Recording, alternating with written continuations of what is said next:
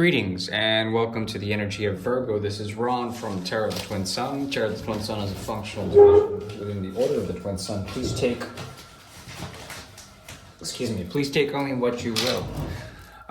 Today we shall be doing a prognostication, divination for the energy of Virgo, the sixth house, Mercury, and looking into the quantum triangle. Now, the quantum triangle is a 6-card spread devised by the Twin Sun to triangulate a meaning that occurs between two sustained realities, okay? The crisis point of the infinitum, basically when two realities merge into a central point, an axis, is where we will be focusing within the quantum triangle. And this allows for translocation, the sort of ability to import one reality or timeline into another so that they dither or that they sort of create some sort of weaving. We'll look into that in terms of a mode of ascension for Virgo, and we'll also look into a bit of karma for the month of September 2023.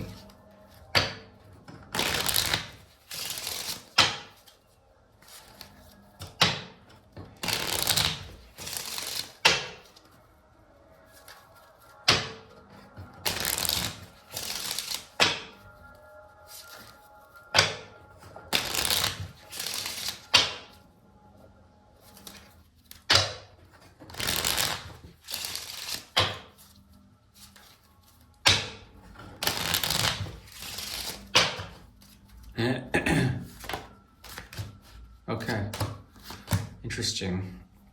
12 of Cups, 2 of Cups, 10 of Cups, 8 of Rods in the reverse. Okay, so something that you digested in terms of the last month or so has proven not as reputable as it should have been. There's something about the digestive fire being blocked in terms of the past 2 months or the past month.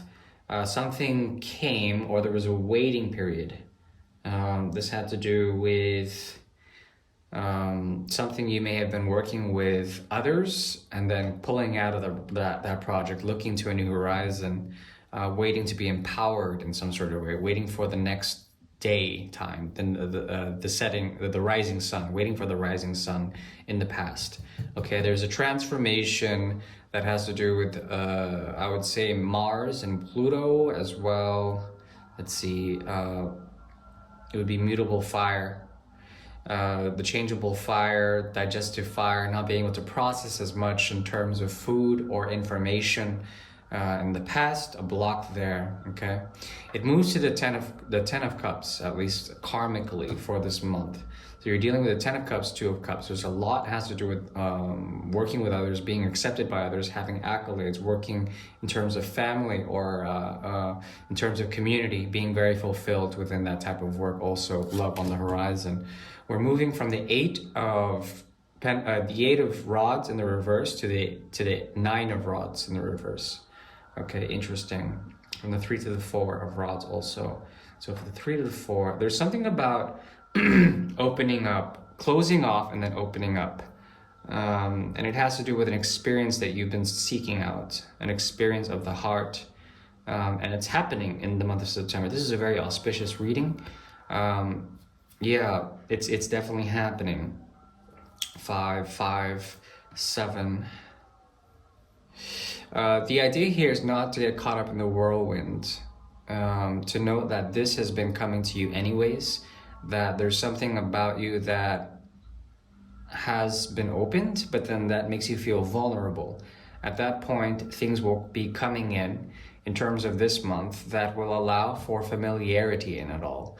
The ability to work with others and the ability to use what would be called expectation to be of a better benefit for all those concerned, okay? So expectations here are quite great, but they can be fulfilled very easily in the month of September, especially when it comes to love on the horizon, familiarity, and also an experience that you've been waiting for, okay? So it's very auspicious, at least karmically. Yeah, so as I was saying, very auspicious for the month karmically for the month of September. Um, Now, one thing I do want to note is that the Lion's Gate activated would be here. Let's see, 6, 7, 8, 9, 10, 11, 12, 1, 2, 3, 4, 5. I would say the 12th house. Yeah, it's the 12th house. 12th house activation through the Lion's Gate, opening up primarily a dialogue with the gatekeepers about the Dharmic code. Okay, and that is on your triplicity of water on the 4, the 8, and the 12th houses. So it does not surprise me that water as a karmic element would be a very beneficial thing for you. There also is something about the transition from water to fire or fire to water that is very potent. It's a very sort of steamy, sacrificial energy that allows you to, by purification, get to a point of emancipation, of moksha. So that's a very good thing for this month. Now, I'm going to be using the Picasso deck to look into a mode of vibration through the quantum triangle, through the quantum field. And we're going to be using 2 triangles to triangulate 2 realities of ascension. We'll go ahead and look into that now.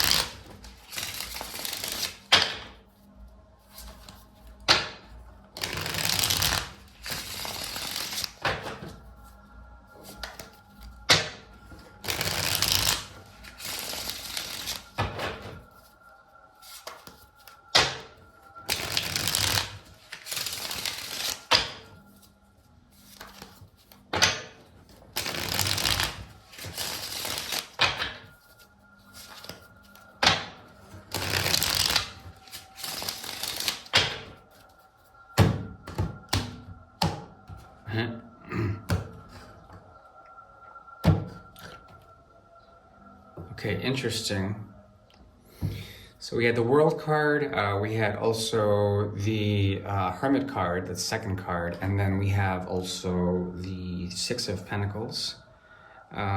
There's something about your path that moves away from an old paradigm.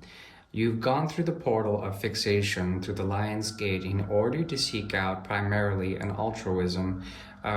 It could be that you are on a path of crisis, dark night, and you may be seeking for some sort of help. If that's you, then there's a possibility to find that help.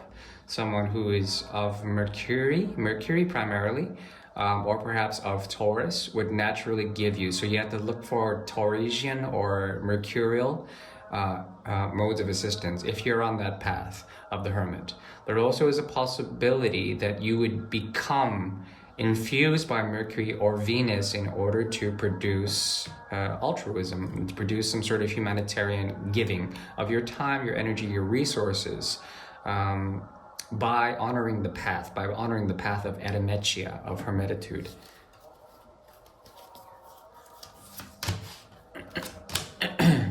So all in all, there is so far a great deal of inspiration in what you do. You are called to move into the future, to be called into the past, and basically work out this temperance energy. There also is an 9 of Cups in reverse, something that you have to do. This is the path of Dharma. Dharma is big time activating for Virgo, and it points also to Dharma that is related to Jupiter, to Guru Bhagwan, to Brihaspati, through the calling of, let's say, priesthood, or the calling of some sort of form that leads to temperance. Now, temperance is interesting because it converts the 2 of Cups energy into something else, and it pulls from also the 4 of Cups in reverse. Okay, so there's something here about negotiating the 2 of Cups that is coming to you karmically for the month of September. We had the 10 of Cups, the 2 of Cups, in karmic position of the present and the future. So essentially what I see here is a negotiation of the Two of Cups, and there's something about you that will be sort of really forward moving, forward ahead. You're going to take the rod, you're going to ride quixotically, you're going to ride through Cervantes and through idealism. Some major push forward, okay? Lots of rod energy. The Emperor also has a caduceus and a rod, or some sort of like, scepter with the cross of Christ on it. Very intensive energy, and you can lead by example. There's a mode of regret here that is no longer bothering you. There also is a choice here, an offering, and as soon as you take that offer, you immediately convert it with something else, with temperance. So there's a lot of fire, there's a lot of mutability. There's also something that's calling you back as you are moving forward, and you're super empowered. This is overall generally a very good month, considering that we are going through Mercury retrograde mid-August, around the 24th and beyond into September. It shifts from there. Venus and Mercury are going to be your friends this month, as well as Jupiter. As you go back into time, Jupiter pushes you forward, it carries you forward, and then this energy is very strong. Lots of Aries, lots of Leo, Sagittarius. That whole dharmic code is very much, at least for the people I'm working with on this channel, is very much opening, and that allows for a great deal of exemplary behavior, meaning by leading by example, not leading by leading, but leading by example. And this is a mode of empowerment that activates the first, the fifth, and the ninth axis, rather the first, fifth, ninth triplicity. The golden triangle of fire, the sacred flame. So all in all, a very auspicious reading. There's nothing really negative about it. I mean, other than the Nine of Cups in the reverse, it just means that you have to choose something. And as you choose that something, it doesn't even matter, because you're converting it anyways from Sagittarius to the first house. You're moving in a selfless way to push forward a sense of empowerment that allows you also to delegate to others and to look back on this process of conversion. I rather like this reading, and I don't think you need anything else for this month. I do wish you well. In terms of advice, there's something about you, at least on the horizon, that's balancing the past and the future, and you're weighing up the differences and fostering a sense of equilibrium and transformation through this equilibrium. It's moving from the 7th to the 8th houses. You find empowerment in ways of balancing out karmas from the past by looking into the future, and also by rising and transforming the sense of weight or the sense of dimensionality between past and future. So there's a very present moment where you are executing karma by using dharma for this month, okay? That is the very, very best I can do. I do wish you well. Thank you. Bye-bye.